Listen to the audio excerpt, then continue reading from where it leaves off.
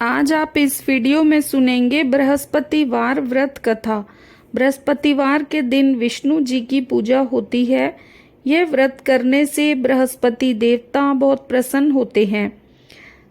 बृहस्पतिवार को जो स्त्री पुरुष व्रत करें उनको चाहिए कि वह दिन में एक ही समय भोजन करें, क्योंकि बृहस्पतेश्वर भगवान का इस दिन पूजन होता है। भोजन पीले चने की दाल का करें, परंतु नमक नहीं खाएं और पीले वस्त्र पहनें। पीले ही फलों का प्रयोग करें। पीले चंदन से पूजन करें। पूजन के बाद प्रेम पूर्वक गुरु महाराज की कथा सुननी चाहिए। इस व्रत को करने से मन की इच्छाएं पूरी होती हैं और बृहस्पति महाराज प्रसन्न होते हैं तथा धन, पुत्र, विद्या और मनवांछित फलों की प्राप्ति होती है। परिवार को सुख शांति मिलती है। इसीलिए यह व्रत सर्वश्रेष्ठ और अति फलदायक है। सब स्त्री व पुरुषों के लिए इस व्रत में केले का पूजन करना चाहिए। कथा और पूजन के समय तन, मन, क्रम, वचन से शुद्ध होकर जो इच्छा हो बृहस्पति देव की प्रार्थना करनी चाहिए। उनकी इच्छाओं को बृहस्पति देव अवश्य पूरा करते हैं, ऐसा मन में दृढ़ विश्वास रखना चाहिए। अब आप सुनेंगे बृहस्पति देव की कथा। भारतवर्ष में एक राजा राज्य करता था। वह बड़ा प्रतापी और दानी था। वह नित्य गरीबों और ब्राह्मणों की सहायता करता था। यह बात उसकी रानी को अच्छी नहीं लगती थी। वह न ही गरीबों को दान देती थी, न ही भगवान का पूजन करती थी और राजा को भी दान देने से मना किया करती थी। एक दिन राजा शिकार खेलने वन को गए हुए थे तो रानी महल में अकेली थी। उस समय बृहस्पति देव साधु वेश में राजा के महल में भिक्षा मांगने के लिए गए और भिक्षा मांगी। रानी ने भिक्षा देने से इनकार किया और कहा, हे साधु महाराज, मैं तो दान पुण्य से तंग आ गई हूँ। मेरा पति सारा धन लुटाता रहता है। मेरी इच्छा है कि हमारा धन नष्ट हो जाए, फिर न रहेगा बांस और न बजेगी बांसुरी। साधु ने कहा, देवी, तुम तो बड़ी अजीब हो। धन, संतान तो सभी चाहते हैं। पुत्र और लक्ष्मी तो पापी के घर भी होने चाहिए।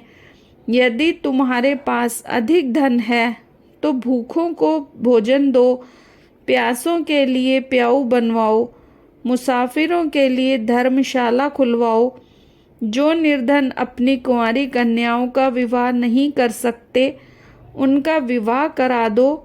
ऐसे में कई काम हैं जिनके करने से तुम्हारा यश लोक परलोक में फैलेगा।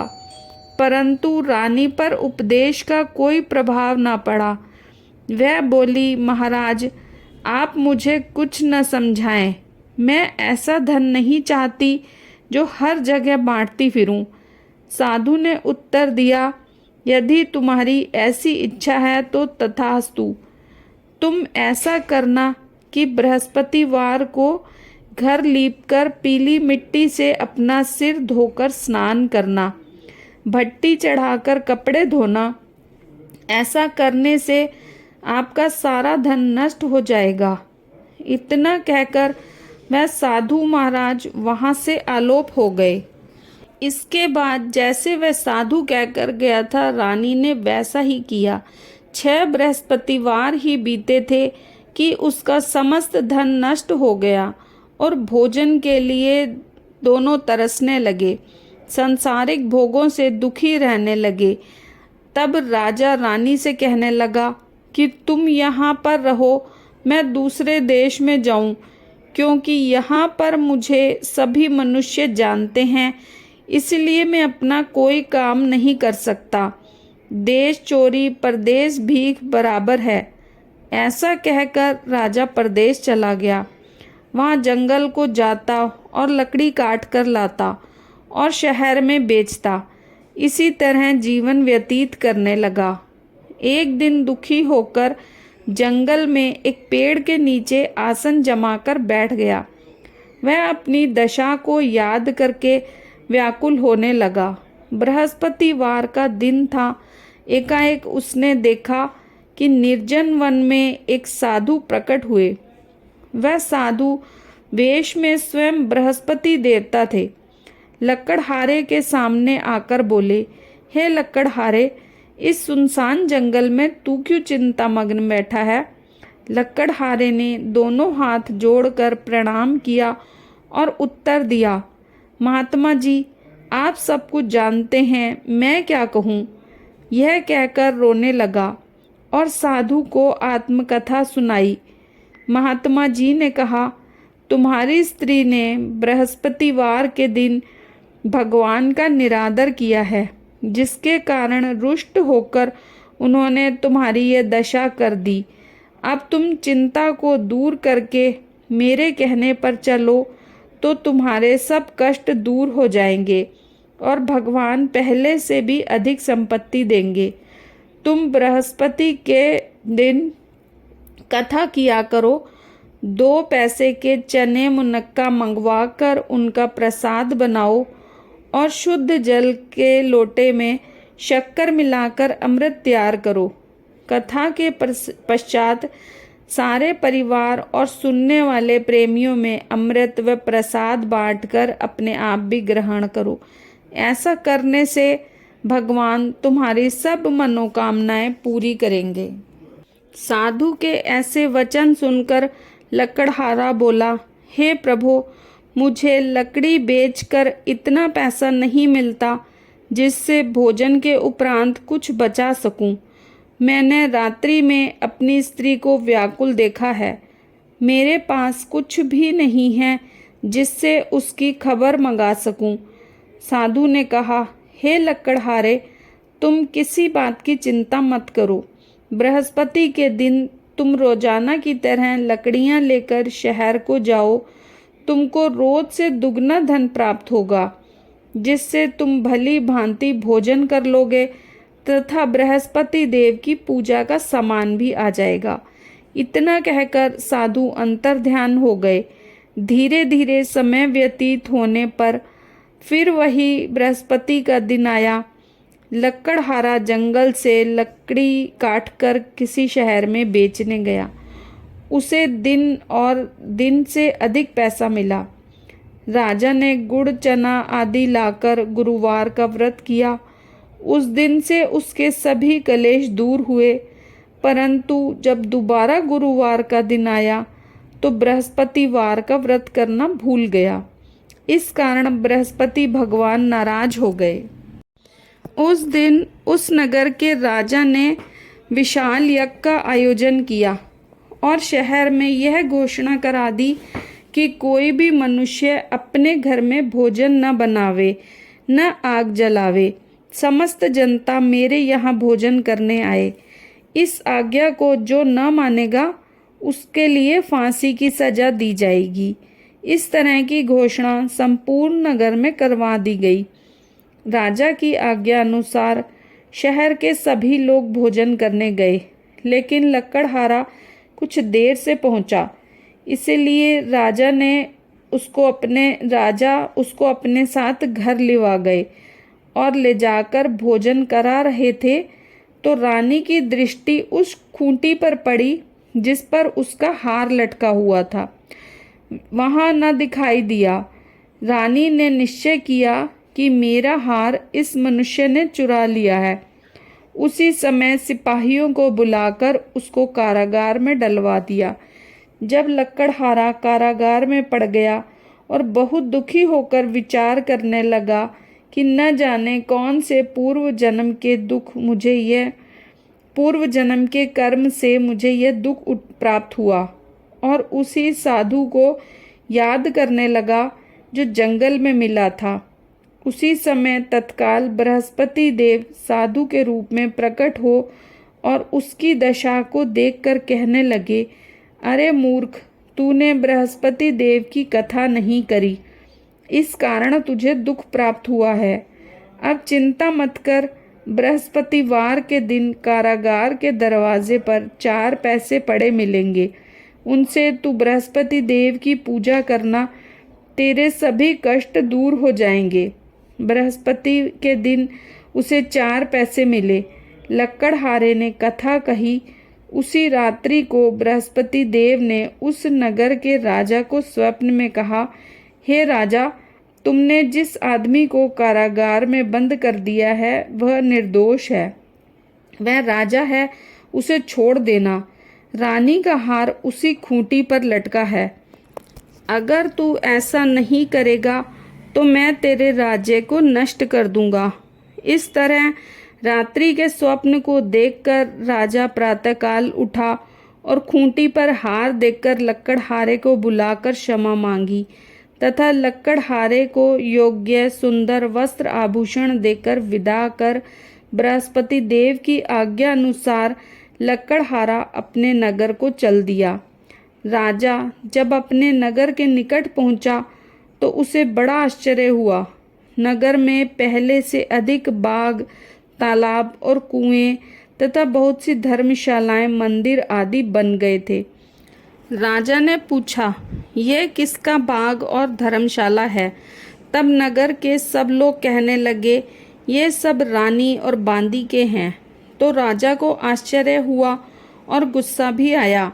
जब रानी ने यह खबर सुनी कि राजा आ रहे हैं तो उसने बांदी से कहा कि हे दासी, देख, राजा हमको कितनी बुरी हालत में छोड़ गए थे। हमारी ऐसी हालत देखकर वह लौट न जाएं, इसीलिए तू दरवाजे पर खड़ी हो जा। आज्ञानुसार दासी दरवाजे पर खड़ी हो गई। राजा आए तो उन्हें अपने साथ लिवा लाई। तब राजा ने क्रोध करके अपनी रानी से पूछा कि यह धन तुम्हें कैसे प्राप्त हुआ है? तब उन्होंने कहा, हमें यह सब धन बृहस्पति देव के प्रभाव से प्राप्त हुआ है। राजा ने निश्चय किया कि 7 रोज बाद तो सभी बृहस्पति देव का पूजन करते हैं, परंतु मैं प्रतिदिन दिन में 3 बार कहानी कहा करूँगा तथा रोज व्रत किया करूँगा।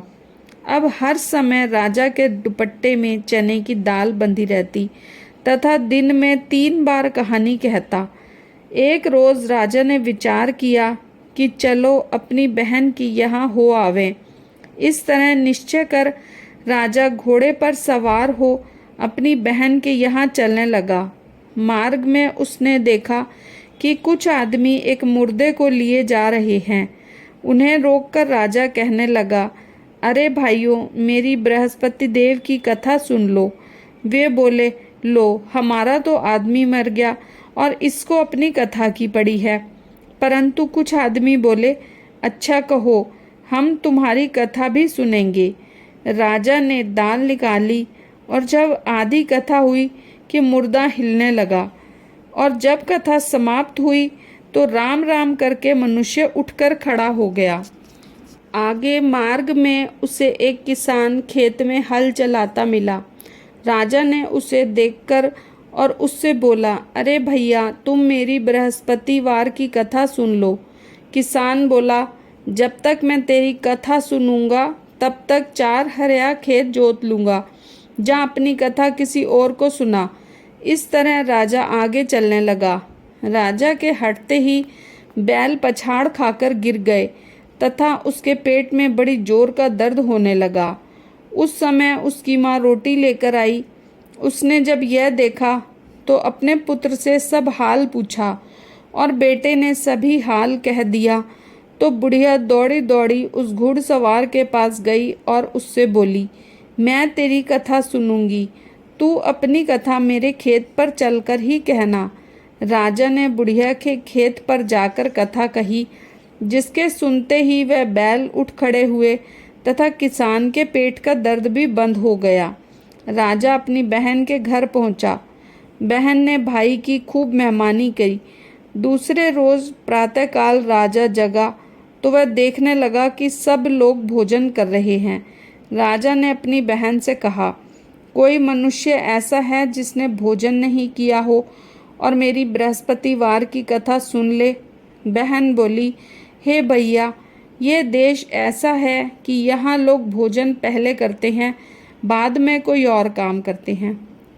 अगर कोई पड़ोस में हो तो मैं देख आऊं। ऐसा कहकर वह देखने चली गई, परंतु उसे कोई ऐसा व्यक्ति नहीं मिला जिसने भोजन न किया हो। अंततः वह एक कुम्हार के घर गई जिसका लड़का बीमार था। उसे मालूम हुआ कि उनके यहाँ 3 रोज से किसी ने भोजन नहीं किया है। रानी ने अपने भाई की कथा सुनने के लिए कुम्हार से कहा। वह तैयार हो गया। राजा ने जाकर बृहस्पतिवार की कथा कही, जिसको सुनकर उसका लड़का ठीक हो गया। अब तो राजा की एक रोज राजा ने अपनी बहन से कहा कि हे बहन, हम अपने घर को जाएंगे, तुम भी तैयार हो जाओ। राजा की बहन ने अपनी सास से कहा। सास ने कहा, हाँ चली जा, परंतु अपने लड़कों को मत ले जाना, क्योंकि तेरे भाई के कोई औलाद नहीं है। बहन ने कहा, भैया मैं तो चलूँगी, पर कोई बालक नहीं जाएगा। राजा बोला, जब कोई बालक नहीं जाएगा तब तुम क्या करोगी? बड़े दुखी मन से राजा अपने नगर को लौट आया। राजा ने अपनी रानी से कहा, हम निर्वंशी हैं, हमारा मुंह देखने का धर्म नहीं है, और कुछ भोजन आदि नहीं किया। रानी बोली, हे प्रभु, बृहस्पति देव ने हमें सब कुछ दिया है, औलाद भी अवश्य देंगे। उसी रात को बृहस्पति देव ने राजा के स्वप्न में कहा, हे राजा उठ, अभी सोच त्याग दे, तेरी रानी गर्भ से है। राजा की बात सुनकर बहुत खुशी हुई। राजा को यह बात सुनकर बहुत खुशी हुई। 9वें महीने में उसके गर्भ से एक सुंदर पुत्र पैदा हुआ। तब राजा बोला, हे रानी, स्त्री बिना भोजन के रह सकती है, बिना कहे नहीं रह सकती। जब मेरी बहन आवे तो मुझसे कुछ मत कहना। रानी ने सुनकर हाँ कह दिया। जब राजा की बहन ने यह शुभ समाचार सुना तो वह बहुत खुश हुई तथा बधाई लेकर अपने भाई के यहाँ आई। तभी रानी ने कहा, घोड़ा चढ़कर तो नहीं आई, गधा चढ़ी आई। राजा की बहन बोली, भाभी, मैं इस प्रकार न कहती तो तुम्हें औलाद कैसे मिलती? बृहस्पति देव ऐसे ही हैं, जिसके मन में कामनाएं हैं सभी को पूर्ण करते हैं। जो सद्भावना पूर्वक बृहस्पतिवार का व्रत करता एवं पढ़ता है अथवा सुनता है, दूसरों को सुनाता है, बृहस्पति देव उसकी मनोकामना पूर्ण करते हैं। भगवान बृहस्पति देव उसकी सदैव रक्षा करते हैं। संसार में जो मनुष्य सद्भावना से भगवान जी का पूजन व्रत सच्चे हृदय से करते हैं तो उनकी सभी मनोकामनाएं पूर्ण करते हैं। जैसी सच्ची भावना से रानी तथा राजा ने उनकी कथा का गुणगान किया तो उनकी सभी इच्छाएं बृहस्पति देव ने पूर्ण की। इसलिए पूर्ण कथा सुनने के बाद प्रसाद लेकर जाना चाहिए। हृदय से उसका मनन करते हुए जयकारा बोलना चाहिए। बोलो बृहस्पति देव की जय, विष्णु भगवान की जय।